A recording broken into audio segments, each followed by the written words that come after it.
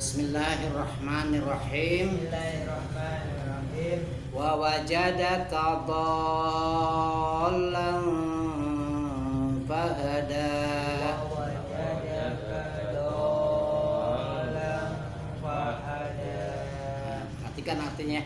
Dan dia mendapatimu Dan dia mendapat dhallan fahada. Dhallan orang-orang yang bingung, fahada maka ia memberikan petunjuk.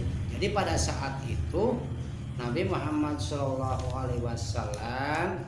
ia dalam kebingungan. Kebingungannya bagaimana? Dalam sejarahnya, asbabun nuzulnya ayat ini adalah dari Ibnu Hatim ya, asbabun nuzulnya hadis ini, bahwa dari Urwah bahwasanya ayat ini setelah berkaitan dengan peristiwa ketika Abu Bakar Siddiq telah memerdekakan 7 hamba sahaya. Sebelumnya ya, mereka semua disiksa karena menganut agama Allah. Itu di dalam kitab Lubabun Nuqul fi Asbabin Nuzul ya, ayat halaman 212.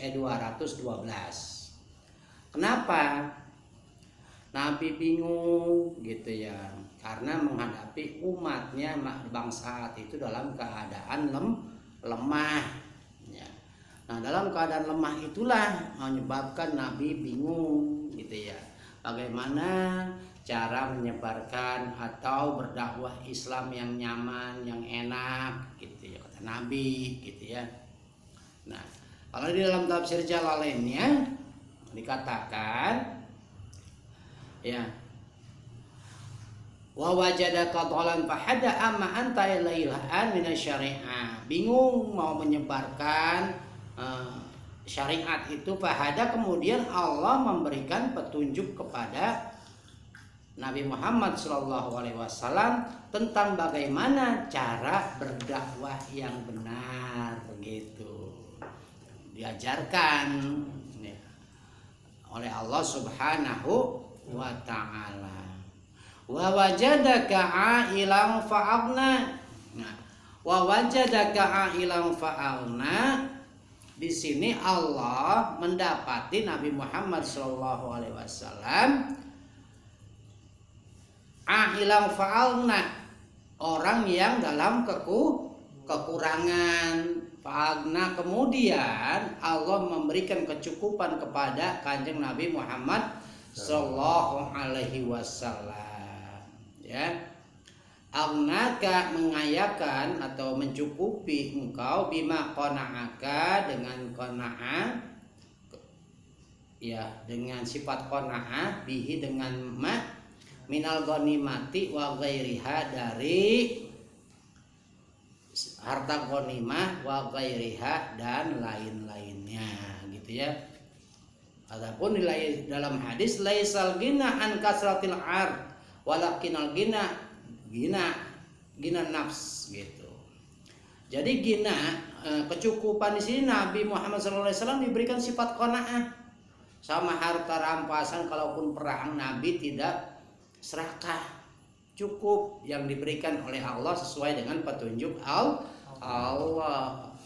Nah, maksudnya gina dengan sifat qanaah dari ghanimah. Kayak kita nih ya, kita diberikan rizki oleh Allah Subhanahu wa ta'ala, besar maupun kecil, kita mengucapkan alhamdulillah. Kita merasa senang diberikan rizki oleh Allah, kita merasa cukup dengan harta yang diberikan oleh Allah. Jangan ngegerutu, jangan istilahnya pesimis, tapi kita berdoa kepada Allah, mudah-mudahan Allah berikan yang terbaik buat kita.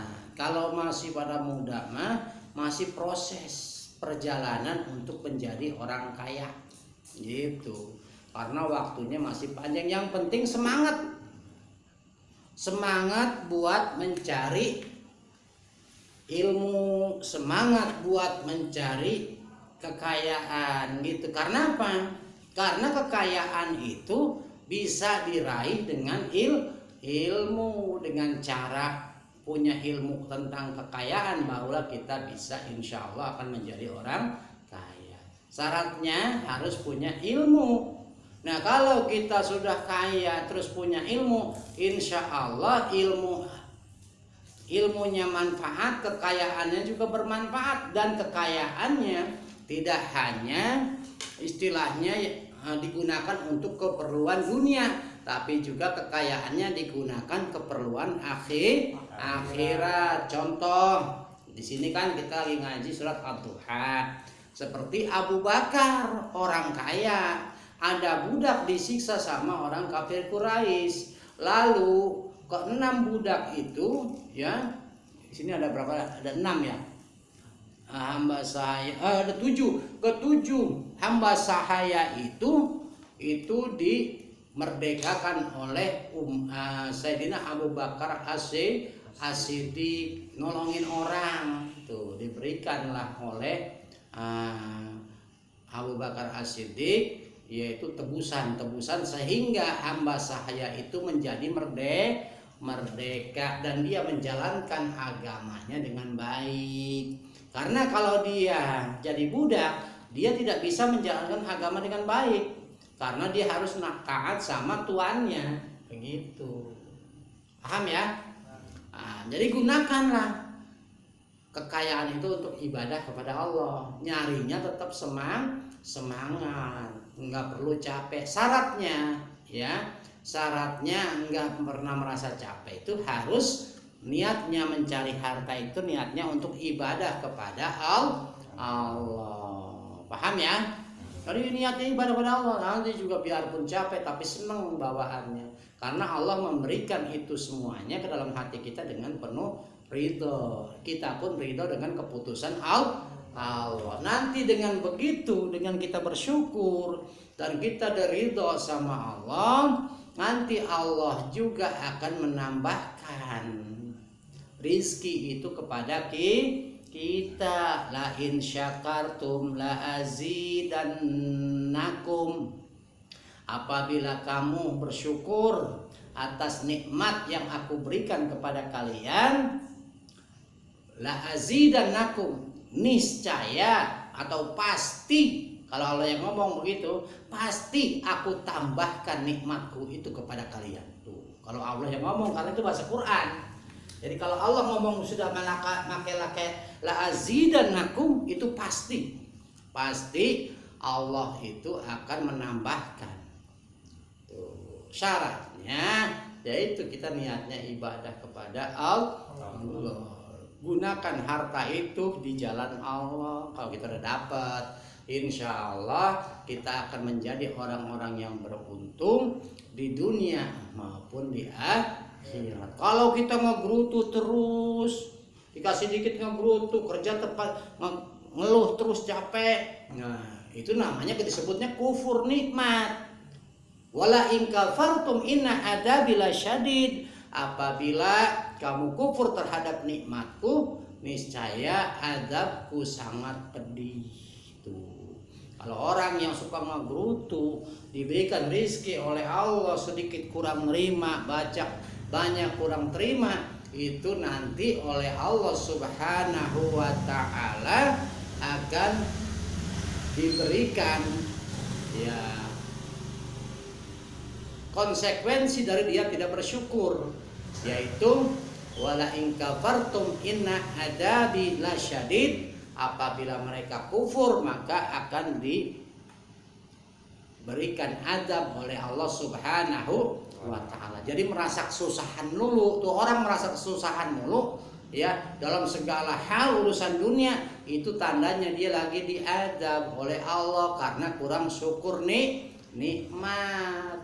Kufur nikmat dia itu, kurang syukur nikmat, jadi kufur nikmat. Nah karena dia kafir, kufur nikmat, maka dia itu termasuk orang-orang yang dapat azab dari Allah. Jadi perasaannya susah mulu, kerja susah amat sih, dagang susah amat sih, kerja capek amat sih. Nah itu tanda-tanda orang-orang yang sedang dapat azab kalau dia ngeluh terus. Jadi azab itu bukan sesuatu yang gunung meletus, terus apalagi air laut naik, gempa dan lain sebagainya. Bukan cuma itu, perasaan orang yang sedang gundah gulana semacam tadi karena dia tidak bersyukur kepada Allah, ya, dia kufur kepada Allah, yang maka itu semuanya adalah termasuk daripada siksa dari Allah. Ngeluh terus, ngegerutu terus, itu siksa itu. Kan nggak enak kan badannya ya. Pada saat dia itu lagi ngegerutu, enak nggak? Yang ada kesel, hatinya tidak nyaman.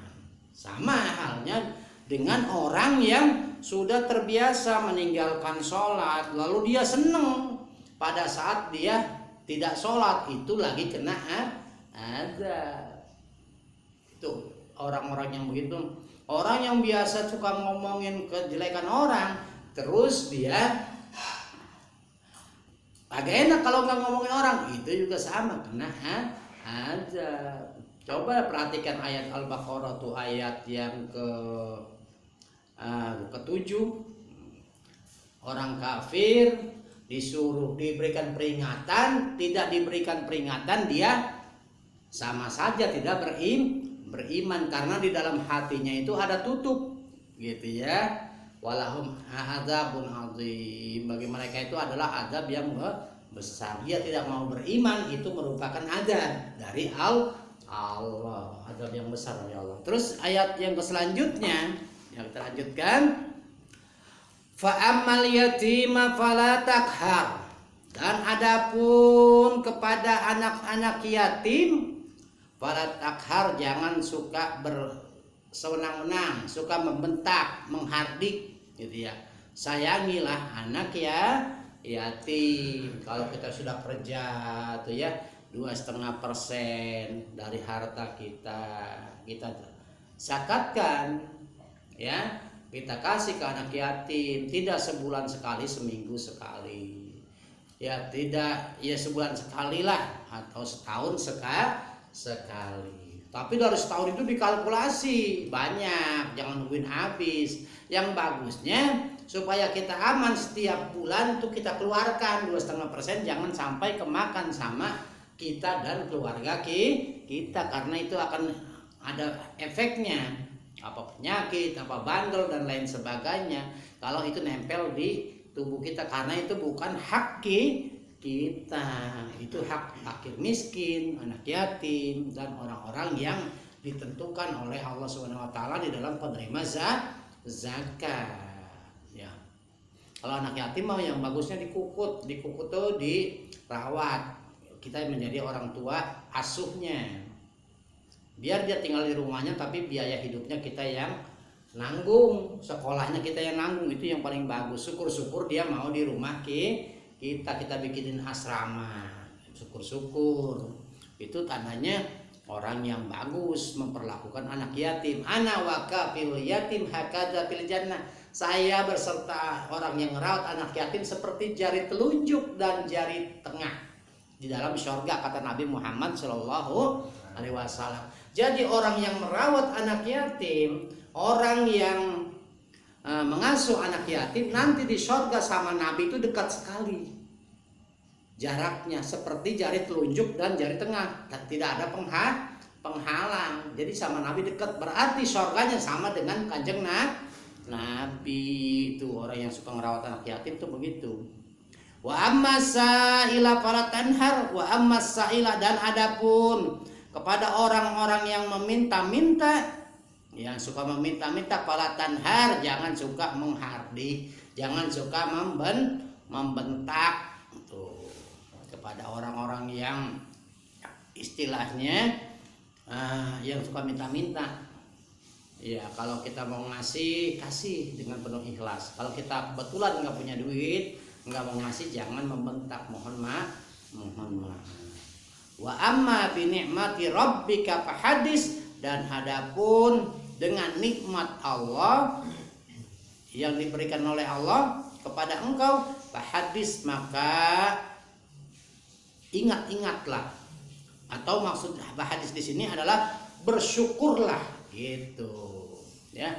Alaika bin nubuwati wa ghairiha fahadis akhbar, ya, akhbaro, beritakanlah, itu sebut-sebut. Alhamdulillah hari ini dapat rezeki banyak dari Allah Subhanahu wa Ta'ala. Mudah-mudahan rezeki ini membawa berkah. Jangan giliran susah mah kedengeran sama orang, kedengeran begitu dapat duit banyak tidak didengar, kedengeran sama orang, ibarat diem aja takut dipinjem. Nah itu salah. Jadi kalau kita dapat rezeki banyak, alhamdulillah. Saking alhamdulillahnya kita beritakan kepada orang. Dan yang tadi disebutkan 2,5%-nya kita keluarkan untuk ibadah kepada Allah. Jangan dibalik, begitu susah kita cerita kesusahan kita sama orang lain, begitu kita banyak duit diam-diam saja. Nah itu terbalik, salah. Mudah-mudahan ya pengajian kita di dalam surat Ad-Duha yang kedua ini bisa menambah wawasan kita beragama, dan mudah-mudahan kita termasuk orang-orang yang selalu dilatih dan dibimbing oleh Allah menjadi orang-orang yang ahli kebaikan, ya, ahli sodako, ahli Quran, ahli bersyukur. Mudah-mudahan kita dan keluarga kita selalu berada di jalan Shiratal Mustaqim. Wallahu a'lam bishawab. Walhamdulillahirabbil alamin. Wassalamualaikum warahmatullahi wabarakatuh. Waalaikumsalam. Alhamdulillah.